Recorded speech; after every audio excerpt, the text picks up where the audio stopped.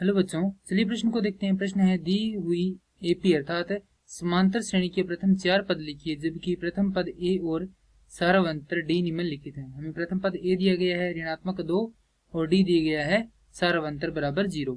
अब प्रश्न की जो मुख्य अवधारणा है उस पर विचार करते हैं। मुख्य अवधारणा, तो इस प्रश्न के लिए जो मुख्य अवधारणा है वह होगी समांतर श्रेणी। समांतर श्रेणी, हम यहाँ पर यह देखेंगे कि समांतर श्रेणी क्या होती है। तो समांतर श्रेणी की परिभाषा हो जाएगी वह श्रेणी या क्रम जिसके प्रत्येक पद का अंतर समान रहे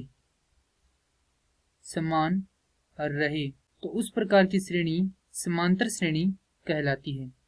इसका रूप होता है प्रथम पद ए, द्वितीय पद ए जोड़ डी, अर्थात सारावंतर को प्रथम पद के अंदर जोड़ देंगे तो द्वितीय पद प्राप्त होगा। फिर सारावंतर को 2 बार जोड़ेंगे तो तृतीय। इसी प्रकार चलते हुए जब प्रथम पद में सारावंतर को n घटाव 1 बार जोड़ेंगे तो हमें nवां पद प्राप्त होगा। यहाँ पर देखें तो ए प्रथम, ए द्वितीय, ए तृतीय, इसी प्रकार चलते हुए ए nवां पद। प्रश्न में हमें ज्ञात करना है श्रेणी के 4 पद, अर्थात हमें ज्ञात करना है ए प्रथम, ए द्वितीय, ए तृतीय और ए चतुर्थ।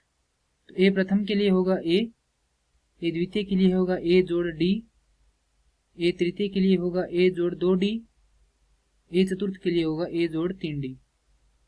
जहां ए बराबर दिया गया है हमें ऋणात्मक 2 और डी बराबर दिया गया है 0।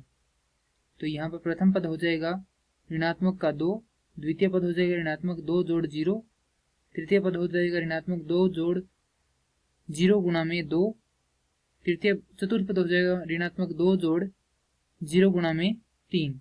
अब इसे हल करेंगे तो प्रथम पद ऋणात्मक 2, द्वितीय पद ऋणात्मक 2, तृतीय पद भी ऋणात्मक 2 और चतुर्थ पद भी ऋणात्मक 2।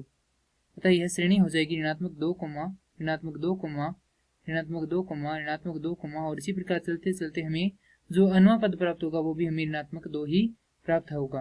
अतः हमारा जो प्रश्न है उसके लिए सही उत्तर हो जाएगा श्रेणी के प्रथम 4 पद हैं ऋणात्मक 2, ऋणात्मक 2, ऋणात्मक 2 और ऋणात्मक 2। मैं आशा करता हूं कि यह प्रश्न आपको समझ में आया होगा। धन्यवाद।